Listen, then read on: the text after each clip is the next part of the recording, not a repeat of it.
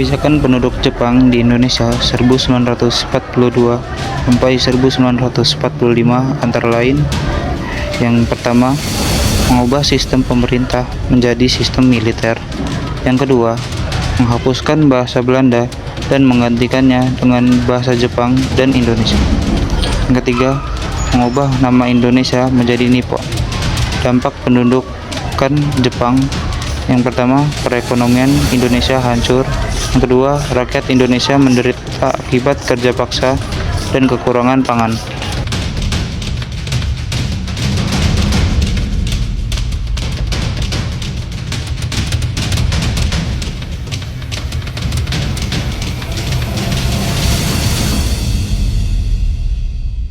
Bentuk-bentuk perjuangan meraih kemerdekaan pada masa pendudukan Jepang.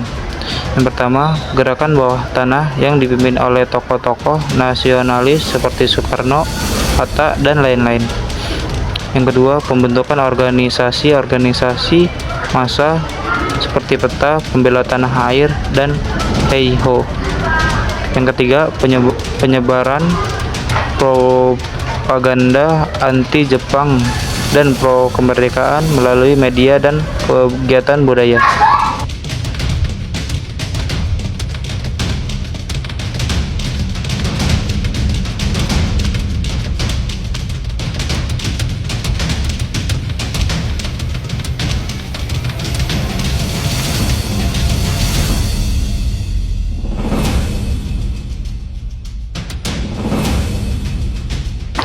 Perbedaan sikap antara golongan tua dan muda menanggapi kapitulasi Jepang dan rencana proklamasi kemerdekaan. Yang pertama, golongan tua, Soekarno, Hatta, dan lain-lain, lebih berhati-hati dan ingin menunggu kepastian tentang pengakuan kemerdekaan oleh sekutu. Yang kedua, golongan muda, Zahir, Amir Safiruddin, dan lain-lain, lebih radikal dan ingin segera proklamirkan kemerdekaan tanpa menunggu sekutu. Yang ketiga, perbedaan sikap ini akhirnya dapat diselesaikan dengan proklamasi kemerdekaan pada 17 Agustus 1945.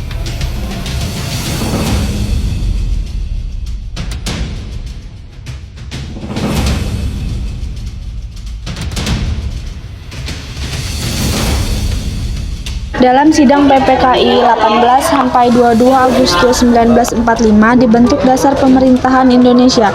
PPKI menetapkan UUD 1945 memilih Soekarno sebagai presiden dan Muhammad Hatta sebagai wakil presiden.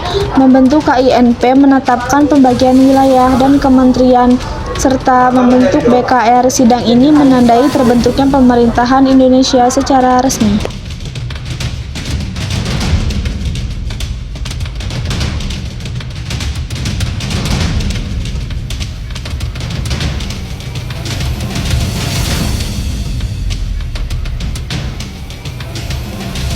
Peristiwa proklamasi 17 Agustus 1945 adalah pembacaan teks kemerdekaan Indonesia oleh Insinyur Soekarno dan didampingi oleh Muhammad Hatta di Jakarta. Peristiwa ini menandai berakhirnya penjajahan dan lahirnya Indonesia sebagai negara yang merdeka. Maknanya, bagi bangsa Indonesia adalah sebagai tanda kemerdekaan, puncak perjuangan melawan penjajahan, serta awal berdirinya pemerintahan dan kehidupan berbangsa yang bebas dan berdaulat.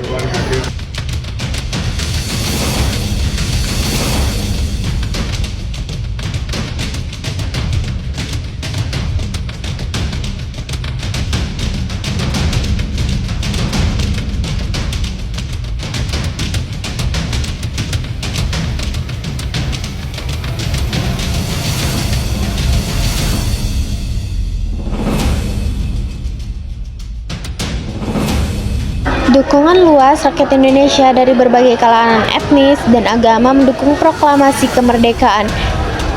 Kegembiraan berita kemerdekaan disambut dengan gembira dan perayaan di berbagai daerah. Rakyat terlibat dalam perjuangan mempertahankan kemerdekaan seperti membentuk laskar-laskar perjuangan.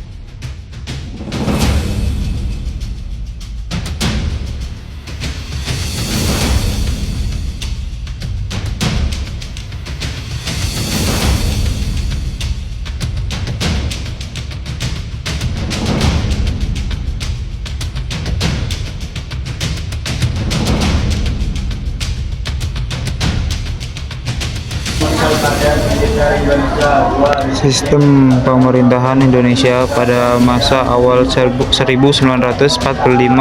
sampai 1950 adalah sistem pemerintahan presidensial di mana Presiden Soekarno menjadi kepala negara dan kepala pemerintahan.